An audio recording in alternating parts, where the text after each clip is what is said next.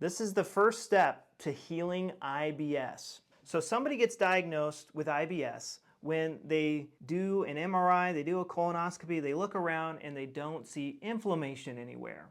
So the first question I would ask somebody is, do they have green, yellow, stinky, biley poops? They could be foamy, but they really stink when they come out and they burn. And now this is caused by the gallbladder going in and out of overdrive due to a territorial anger conflict for men, and for women it can be territorial anger or an identity conflict. And essentially this bile, we experience the conflict. Let's say you're fighting with somebody at work.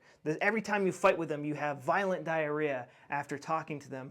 So this bile gets dumped into your intestines. It's super irritating. Your brain tells it to get it out of you as fast as possible. So that could be causing your IBS symptoms if your stool looks like this. Now, if you're more constipated, it's what is something important to my survival I want to hold on to. Think about when your constipation and when your bloating started. The muscles are expanding and they're holding on to this thing which blocks gas getting out, and your intestines fill with gas and you become bloated.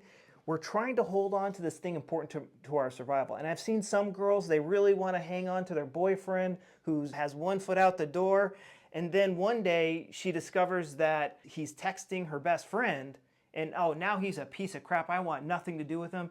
And in that instant, she will get diarrhea because now he's a piece of crap she wants to get rid of. The way I help people get better with IBS is with my 13-day protocol. And essentially what it does is I'm slowly rewiring, I'm helping you find you can't rewire a conflict, a bad memory in your head until you find it. So we're spending a lot of time finding that traumatic event. I know a lot of you guys don't remember that traumatic event or not aware of it.